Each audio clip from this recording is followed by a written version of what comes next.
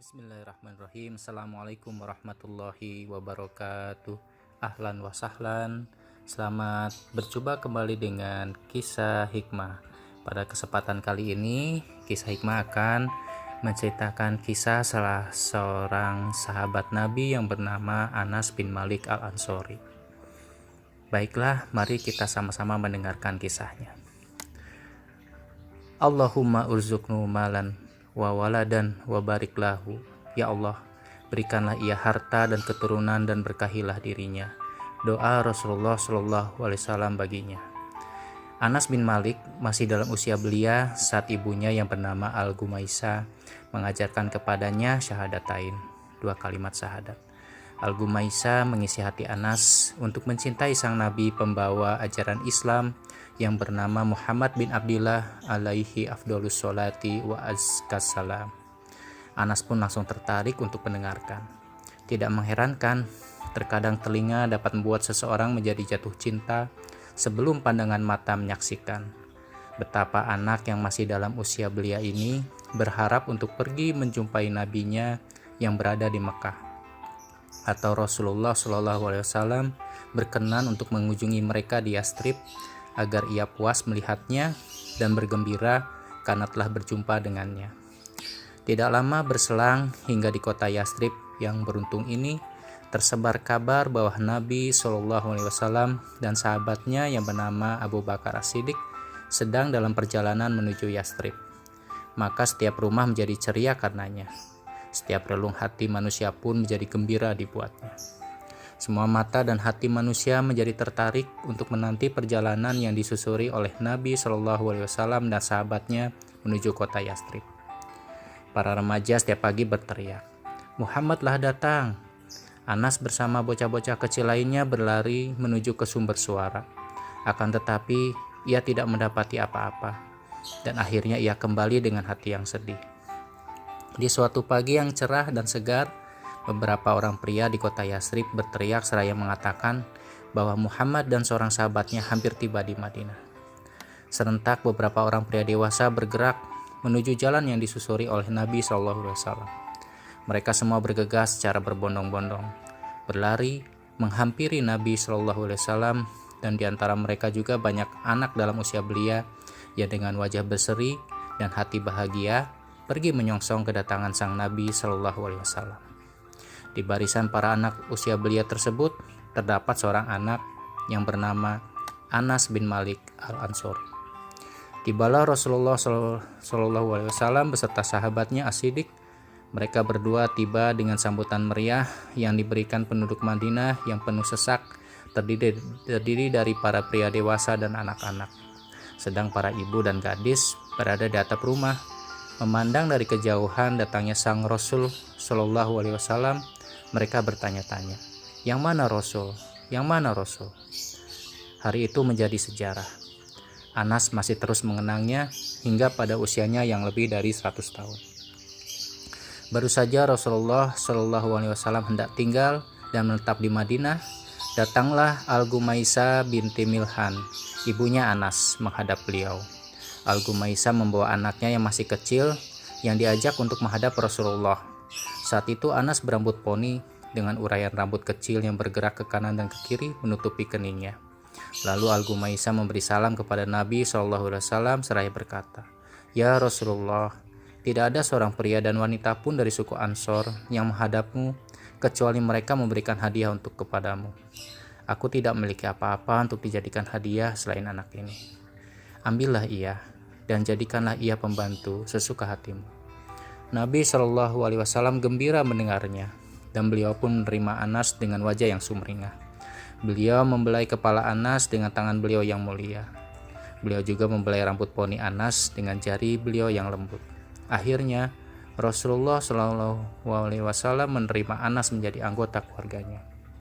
Anas atau Unais, sebagaimana penduduk Madinah memanggilnya dengan panggilan manja, saat itu berusia 10 tahun. Saat ia mulai bahagia dapat membantu Nabi SAW, ia terus tinggal dalam asuhan Nabi SAW hingga beliau dipanggil oleh Allah SWT. Anas mendampingi Nabi SAW selama 10 tahun. di mana ia mendapatkan petunjuk langsung dari Nabi Shallallahu Alaihi Wasallam untuk mensucikan dirinya. Ia juga menerima seluruh hadis Rasulullah sehingga memenuhi ruang dadanya. Anas juga mengetahui kondisi, cerita, rahasia, dan kebiasaan terpuji beliau yang jarang diketahui oleh orang lain. Anas dalam pergaulannya dengan Nabi Shallallahu Alaihi Wasallam mendapatkan apa yang tidak dapat oleh seorang anak dari ayahnya. Ia juga menemukan dari keagungan sifat Rasul yang membuat seluruh dunia merasa iri kepadanya. Mari kita persilakan Anas untuk bercerita tentang beberapa kisah menarik dari pergaulannya dengan Rasulullah Shallallahu Alaihi Wasallam yang ia dapatkan dalam asuhan beliau. Ia amat mengetahui hal ini dan untuk menceritakannya ia amat berkompeten. Anas bin Malik berkata, Rasulullah Shallallahu Alaihi Wasallam adalah manusia yang paling baik akhlaknya. Beliau adalah manusia yang paling lapang dada dan beliau adalah manusia yang paling penyayang. Beliau pernah menyuruhku untuk membeli sesuatu dan aku pun keluar untuk membelinya. Di tengah jalan, aku berniat untuk bermain bersama para anak-anak di pasar dan aku tidak melakukan apa yang diperintahkan oleh Rasul kepadaku. Saat itu, aku sudah bertemu dengan anak-anak tadi. Aku merasakan ada seorang pria yang berdiri di belakangku dan ia menarik bajuku. Aku menoleh ke belakang. Ternyata ia adalah Rasulullah Shallallahu Alaihi Wasallam. Beliau tersenyum seraya berujar, "Wahai Unais, apakah kau sudah melakukan apa yang kusuruh?" Aku menjadi grogi dan berkata, "Baik, aku akan melakukannya sekarang ya Rasulullah." Demi Allah, aku sudah membantu beliau 10 tahun lamanya. Namun atas apa yang aku lakukan sepanjang itu, beliau tidak pernah berkata, "Mengapa kau lakukan ini?" Dan beliau tidak pernah berkata, "Atas apa yang tidak aku kerjakan, mengapa kau tidak mengerjakannya?"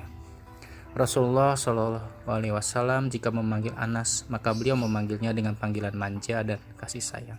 Terkadang beliau memanggilnya dengan Unais, kadangkala beliau memanggilnya dengan anakku. Seringkali Rasulullah memberikan nasihat dan wejangan yang memenuhi relung hati dan sanubari Anas. Salah satunya adalah nasihat beliau kepada Anas. "Anakku, bila kau mampu berada di pagi dan sore hari tanpa ada dengki di hatimu pada siapapun, maka lakukanlah. Anakku, yang demikian adalah termasuk sunnahku. Barang siapa yang menghidupkan sunnahku, maka ia telah mencintaiku. Barang siapa yang mencintaiku, maka ia akan berada di surga bersamaku. Anakku, jika kau masuk ke dalam rumah, ucapkanlah salam, karena itu akan membawa keberkahan bagimu dan juga bagi penghuni rumah." Setelah Rasulullah Shallallahu Alaihi Wasallam wafat, Anas bin Malik masih hidup lebih dari 80 tahun lamanya. Sepanjang itu ia mengisi ruang hatinya dengan ilmu dari Rasulullah Shallallahu Alaihi Wasallam dan ia mencoba mengasah otaknya dengan fikih yang diajarkan oleh Nabi Shallallahu Alaihi Wasallam. Dalam masa sepanjang itu, Anaslah banyak menghidupkan hati para sahabat dan tabiin dengan petunjuk dan ajaran Nabi Shallallahu Alaihi Wasallam. Ia juga sering memberitahukan kepada orang lain sabda dan kebiasaan Rasulullah Shallallahu Alaihi Wasallam. Dalam usia panjang yang dimilikinya ini, Anas menjadi referensi bagi kaum muslimin saat itu. Mereka akan mengadukan permasalahan kepadanya setiap kali mereka merasakan kesulitan. Setiap kali merasa bingung memutuskan suatu persoalan hukum, mereka datang kepada Anas dan percaya atas apa yang ia putuskan. Salah satunya adalah sebagian orang yang memperdebatkan masalah agama tentang kebenaran adanya telaga Nabi Shallallahu Alaihi Wasallam di hari kiamat. Mereka bertanya kepada Anas tentang hal tersebut. Anas berujar, "Aku tidak pernah menduga bahwa aku akan hidup untuk melihat orang-orang sepertimu yang memperdebatkan masalah telaga Rasul. Telah banyak wanita-wanita tua sebelumku, di mana setiap kali ia melakukan sholat, pasti ia berdoa kepada Allah agar diberikan air minum dari telaga Nabi Shallallahu Alaihi Wasallam." Anas masih terus hidup dengan kenangan indah bersama Rasulullah Shallallahu Alaihi Wasallam sepanjang umurnya. Ia amat bahagia di hari saat ia berjumpa dengan beliau. Beliau terguncang saat berpisah. Ia seringkali mengulangi pembicaraan tentang hal tersebut. Anas begitu keras untuk berusaha mencontoh Rasulullah Shallallahu Alaihi Wasallam dalam perbuatan dan ucapannya. Ia menyukai apa yang disukai Nabi Shallallahu Alaihi Wasallam dan membenci apa yang beliau benci. Hal yang paling sering ia ingat saat bersama Nabi Shallallahu Alaihi Wasallam adalah 2 hari. Hari pada kali pertama ia berjumpa dengan Nabi Shallallahu Alaihi Wasallam dan hari di mana beliau wafat pada terakhir kali. Jika ia mengenang hari pertama ia berjumpa Rasul, ia menjadi gembira dan semangat, seolah ia menghirup aroma yang semerbak. Namun, Bila terbersit dalam benaknya hari yang kedua, ia menjadi sedih dan menangis. Malah ia mampu membuat manusia yang berada sekelilingnya saat itu menjadi menangis.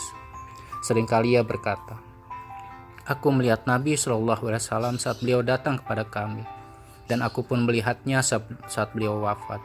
Sampai kini, aku belum menemukan hari lain seperti kedua hari tersebut. Pada hari beliau datang ke Madinah, beliau mampu menerangi semuanya. Dan pada hari ia hampir melangkah menuju sisi Tuhannya, maka seolah semuanya menjadi gelap.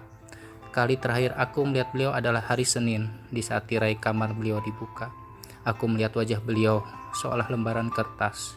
Saat itu semua orang berdiri di belakang Abu Bakar seraya memandang ke arah beliau. Hampir saja mereka tak kuasa menahan diri. Lalu Abu Bakar memberi isyarat kepada mereka untuk tenang. Lalu wafatlah Rasulullah SAW di penghujung hari itu. Kami belum pernah melihat pemandangan yang lebih menakjubkan hati kami, melebihi wajah beliau saat kami mengubur jasad beliau dengan tanah. Rasulullah SAW seringkali mendoakan Anas bin Malik. Salah satu doa beliau untuknya adalah, Allahumma urzuqku malan wa waladan wa bariklah. Ya Allah, berikanlah ia harta dan keturunan dan berkahilah hidupnya. Allah mengabulkan doa nabinya. Dan Anas menjadi orang dari suku Ansor yang paling banyak hartanya. Ia memiliki keturunan yang amat banyak, sehingga bila ia melihat anak serta cucunya, maka jumlahnya melebihi 100 orang. Allah Subhanahu wa Ta'ala memberikan keberkahan pada umurnya sehingga ia hidup 1 abad lamanya, ditambah 3 tahun lagi. Anas radhiyallahu anhu senantiasa berharap syafaat Nabi SAW untuk dirinya pada hari kiamat. Seringkali ia berucap, "Aku berharap dapat berjumpa dengan Rasulullah SAW pada hari kiamat, sehingga aku dapat berkata kepada beliau, Ya Rasulullah, inilah pembantu kecilmu, Unais." Ketika Anas mulai jatuh sakit menjelang kematiannya, ia berujar kepada keluarganya, "Talkinkan aku kalimat La ilaha illallah Muhammadur Rasulullah." Ia terus mengucap kalimat tadi hingga ia wafat. Ia berwasiat kepada keluarganya tentang sebuah tongkat kecil milik Rasulullah SAW agar tongkat tersebut dikuburkan bersamanya. Maka tongkat itu pun diletakkan di sisi tubuh dan bajunya. Selamat kepada Anas bin Malik atas anugerah kebaikan yang telah Allah berikan kepadanya. Ia pernah hidup dalam bimbingan Rasulullah SAW 10 tahun lamanya. Ia juga termasuk perawi hadis Rasul terbanyak pada urutan ketiga setelah Abu Hurairah dan Abdullah bin Umar. Semoga Allah Subhanahu wa Ta'ala membalas kebaikan dirinya dan ibunya yang bernama Al-Gumaisah atas jasa baik yang mereka lakukan terhadap Islam dan kaum muslimin. Demikian kisah kali ini, mudah-mudahan bermanfaat dan kita bisa memetik hikmah di balik kisah ini. Terima kasih. Wabillahi taufiq wal hidayah. Wassalamualaikum warahmatullahi wabarakatuh.